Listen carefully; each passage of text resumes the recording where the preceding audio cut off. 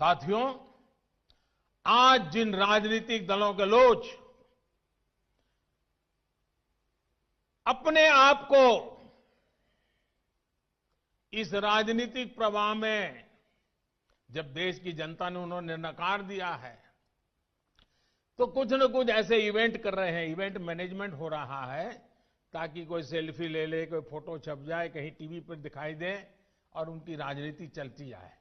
अब देश ने उन लोगों को भी देख लिया है, ये देश के सामने एक्सपोज हो गए हैं।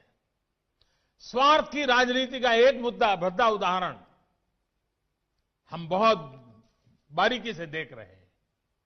जो दल पश्चिम बंगाल में किसानों के हित पर कुछ नहीं बोलते, वो यहां दिल्ली के नागरिकों को परेशान करने पर लगे हुए हैं, देश की अर्थनीति को बर्बाद करने पर लगे हुए हैं, और वो भी किसान के नाम पर। इन दलों को आपने सुना होगा, मंडिया बोल रहे हैं, एपीएमसी की बात कर रहे हैं और बड़ी बड़ी हेडलाइन लेने के लिए भाषण कर रहे हैं। लेकिन ये दल, वही झंडे वाले, वही विचारधारा वाले जिन्होंने बंगाल को बर्बाद किया। केरल के अंदर उनकी सरकार है। इसके पहले जो 50 साल 60 साल तक देश पर राज करते थे, उनकी सरकार थी। केरल में एपीएमसी नहीं है, मंडिया नहीं है।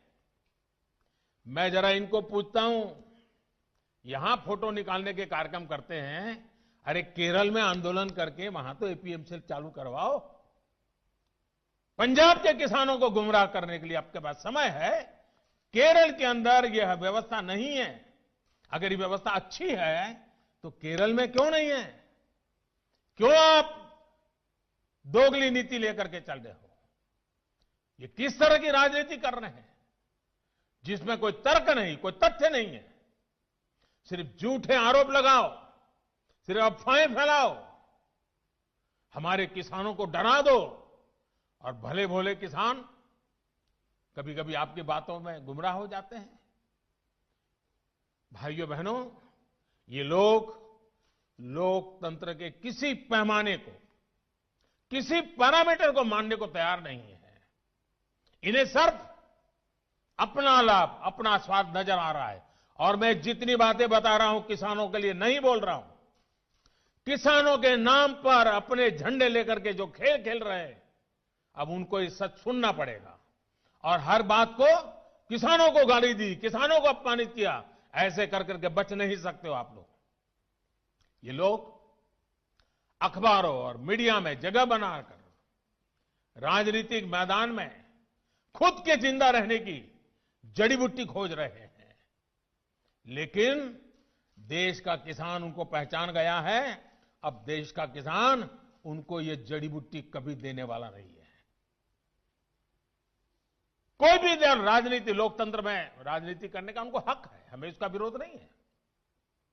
लेकिन निर्दोष किसानों की जिंदगी के साथ न खेलें, उनके भविष्य के साथ खिलवाड़ न करें, उन्हें गुमराह न करें, भ्रमित न करें। साथियों, ये वही लोग हैं जो बरसों तक सत्ता में रहे। इनकी नीतियों की वजह से देश की कृषि और किसान का उतना विकास नहीं हो पाया जितना उसमें सामर्थ्य था। पहले की सरकारों की नीतियों की वजह से सबसे ज्यादा बर्बाद वो किसान हुआ जिसके पास न तो ज्यादा जमीन थी, न ज्यादा संसाधन। इस छोटे किसान को बैंकों से पैसा नहीं मिलता था क्योंकि उसके पास तो बैंक खाता तक नहीं था। पहले के समय में जो फसल बीमा योजना थी, उसका लाभ भी इन छोटे किसानों के लिए तो कहीं नामो निशान नहीं था। कोई इक्का दुक्का कहीं मिल जाए तो अलग बात है। इस छोटे किसान को खेत सिंचने के लिए न पानी मिलता था, न बिजली मिलती थी। वो हमारा बेचारा गरीब किसान अपना खून पसीना लगाकर वो खेतों में जो पैदा भी करता था, उसे बेचने में भी उसकी हालत खराब हो जाती थी। इस छोटे किसान की सुध लेने वाला कोई नहीं था। और आज मैं देशवासियों को फिर याद दिलाना चाहता हूं, देश में इन किसानों की संख्या छोटी नहीं है। जिनके साथ ये अन्याय किया गया है ना, ये संख्या 80% से ज्यादा किसान इस देश में हैं, करीब करीब 10 करोड़ से भी ज्यादा, जो इतने वर्षों तक सत्ता में रहे। उन्होंने इन किसानों को अपने हाल पर छोड़ दिया था। चुनाव होते रहे, सरकारें बनती रही, रिपोर्ट आती रही, आयोग बनते रहे, वादे करो भुला दो, करो भुला दो, यही सब हुआ। लेकिन किसान की स्थिति नहीं बदली। नतीजा क्या हुआ? गरीब किसान और गरीब होता गया। क्या देश में इस स्थिति को बदलना आवश्यक नहीं था?